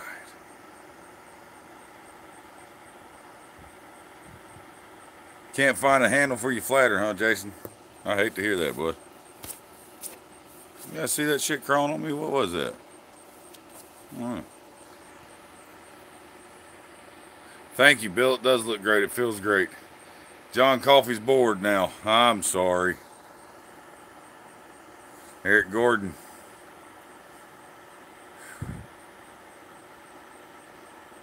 No, no, it's just... No, not that I can tell. Alright, so... You stuck with me. We gave the hammer away again. Again. This time we got the person. We got his email. I've already seen it. Got his address. You'll get it boxed up and sent to him. Got a nice, old half-inch thick billet. Maybe a little more, maybe 5/8 thick. 1.5 inches wide. Probably about 5 inches long. Should be plenty to forge out a guard. Hopefully a pommel. We'll see. But it's definitely solid. I'm very, very pleased with it, guys. I'm very pleased with it. I appreciate everybody sticking around, hanging out with me. We got to go for almost 2 hours tonight. It's kind of how I like it. You know, I hadn't cut you guys short the last couple of weeks, so I'm glad that we got to run it out. You missed that. Who got the hammer in round 2? Hammer Time New York. He got it. The other guy didn't contact me 7 days and still hadn't contacted me, so I felt it only appropriate to go ahead and pick a different winner. So we did. And he contacted me already. Yeah, if it's a spider, I'm out. It's almost time for the pest control people to come again because I hate spiders. We pay for pest control around here. Glad you guys stuck around with me. Thank you so much. Share the video. If you haven't subscribed yet, hit the subscribe button. Go check out the new Facebook group, County Line Forge's Blacksmith Mashup. Look for that on Google, or not Google, Facebook.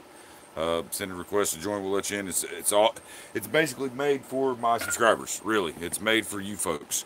It's made so you guys can all, because I mean, I see how you guys get along and talk and chat during the videos and everything, and you all hit it off pretty good. And I hate cutting you guys off sometimes. I know you can stay and chat a little after the live stream's done, but I figured just come up with a place for them all to get together, you know, and they can discuss what we did on the video. They can discuss ideas for what we can do on the next video. They can discuss ideas what they can do with each other. Hell, you can trade items. You can go live if you want. And as long as it's blacksmithing related, and everyone's welcome, you know, because that's what blacksmithing is about to me, you know. It's for everybody. Anybody that wants to learn can try and learn. More than merry. Come on. We'll help you. We'll have you with us. We'll take care of you. But I just wanted to be a place where everybody could just mash their ideas together. So check it out. It's County Line Forge's Blacksmithing Mashup on Facebook. Check out the Etsy store. Shameless plug. Hit the Etsy store, countylineforge.etsy.com. I've got some stuff up there. I get listings up there more and more as I go because it's new. I am busy, but I am trying to. I hear what y'all are saying. I'm listening. Everybody keeps yelling, telling me to get an Etsy store going. I got it. So go check it out. You guys wanted it. There it is. Some folks asked about the Patreon as well tonight. It's patreon.com/countylineforge. Check those out. And again, thank you guys for watching. I appreciate it. Had a blast. I think the sword's going to turn out really good. That fuller worked really well. Once it's annealed, I may stay up late this evening and go ahead and grind that fuller in. If I do, I'll make a video of it, and you'll see it tomorrow. Because I don't think I'm going to bring you guys along for the live grinding. That's just too much grinding in a video. It'd take too long. You guys all would leave, you wouldn't watch, it would suck, and I would hate it. So, we're not going to do that. So, anyways, it's time for me to quit yakking. I want to go sit down in front of the air conditioner for a little bit. Do my fire watch. Make sure nothing's going to burn down out here. And we're going to catch y'all on the next one, man. I really, really, really appreciate it. Sending me wood for the handle. Someone go buy John Coffey's paintings. You got an ugly hospital bill. Brother, I sent you the one that I'm wanting. If you can paint that, I could probably sell a dozen of those or more. You know where I'm talking about. If you can make that painting, no rush though, brother, because I know you're in the hospital, man, so please don't rush. If you can make that painting, though, I know for a fact I can probably sell at least a dozen of them. And, I mean, I can probably get you, I don't know what your paintings go for. I don't want to insult you. But I think they're worth a couple $100, man. You know, at least, because you do good work. I don't know what you sell your paintings for. Get with me. Something that size, maybe a 2x3 canvas or an 18x24 canvas of what I sent you, man. I think we can get you hooked up, brother. Make some purchases for you. Good night, guys. Corey Shear, you had a question. What was your question, buddy?